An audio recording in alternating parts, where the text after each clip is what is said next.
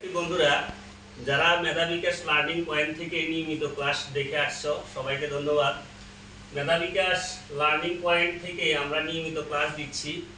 আমাদের একটা লক্ষ্য উদ্দেশ্য হচ্ছে সবার রাইটিং স্কিল, বিশেষ করে ইংলিশে রাইটিং দক্ষতা বাড়ানোর জন্য মেধাবিকাশ লার্নিং পয়েন্ট থেকে নিয়মিত ক্লাস দিয়ে আসছি।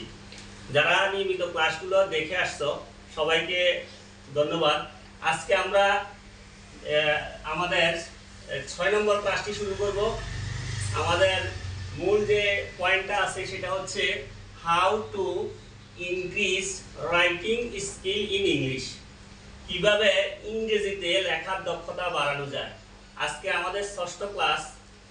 আমি একটা এখানে ফরম্যাট লিখে নিয়েছি। সবাইকে প্রথমে শুরুতেই আমাদের এই ফরম্যাটটা অনুশীলন করতে হবে। বিশেষ করে শিক্ষার্থীদের দৃষ্টি আকর্ষণ করছি, তোমরা যদি ভালোভাবে এই ফরম্যাটটা শিখে নাও এটার থেকে অনেকগুলো বাক্য তৈরি করতে পারবে।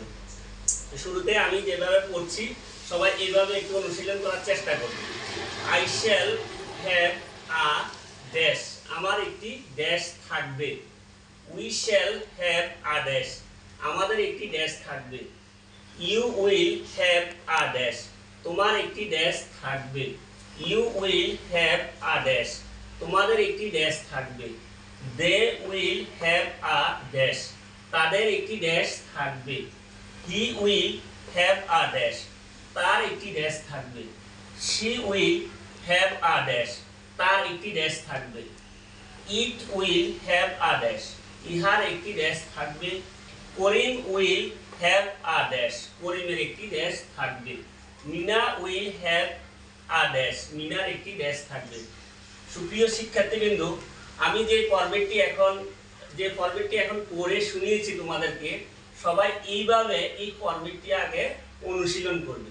করার পরে এই ফরম্যাট দিয়ে অনেকগুলা বাক্য তৈরি করা যাবে। আমি এখানে এই পাশে 5টি ওয়ার্ড নিয়েছি।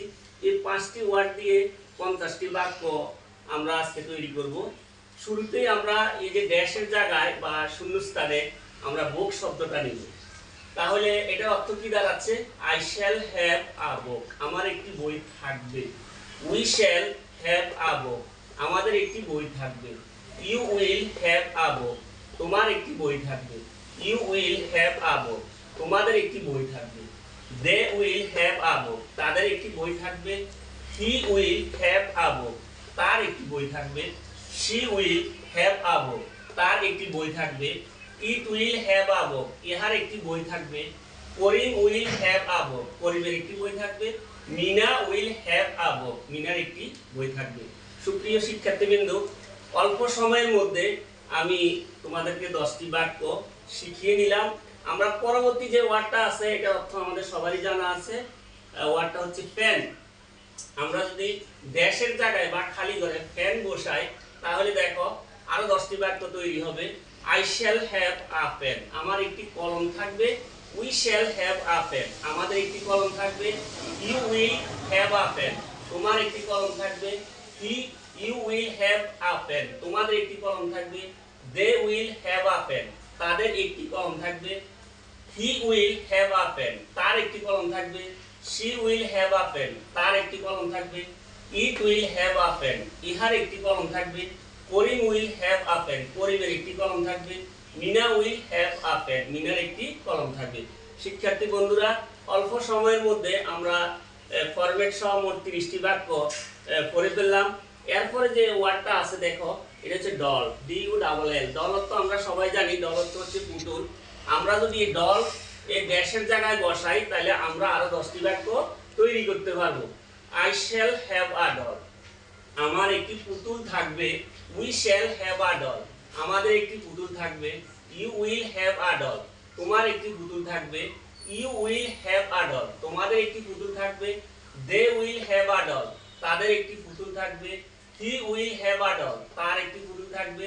She will have a doll, তার একটি পুতুল থাকবে। It will have a doll, ইহার একটি পুতুল থাকবে। Karim will have a doll, করিমের একটি পুতুল থাকবে। Mina will have a doll, মিনার একটি পুতুল থাকবে। শিক্ষার্থী বন্ধুরা, আমরা এখানে বুক, পেন, ডল এই খালি স্থানে বসিয়ে 30টি বাক্য তৈরি করেছি। সবাই এই ফরম্যাটটি আগে শিখে নিবে। তোমরা তোমরা বাড়িতে কার, কার তো আমরা জানি গাড়ি, গার্ডেন তো বাগান, কার এবং বাগান, কার এবং গার্ডেন দিয়ে তোমরা অবশ্যই আরো 20টি বাক্য অনুশীলন করবে। এছাড়াও এখানে আরো অন্যান্য ওয়ার্ড নিয়ে তোমরা শত শত বাক্য তৈরি করতে পারবে। আমাদের মেধা বিকাশ লার্নিং পয়েন্টের একটা লক্ষ্য উদ্দেশ্য হচ্ছে ছাত্রছাত্রী সহ যারা ইংরেজিতে দুর্বল রয়েছে তাদের লেখার দক্ষতা বাড়ানো। আজকের এই ক্লাসটি মনোযোগ দিয়ে যারা দেখেছো সবাইকে ধন্যবাদ জানিয়ে আজকের মতো এখানে শেষ করছি। ধন্যবাদ সবাইকে।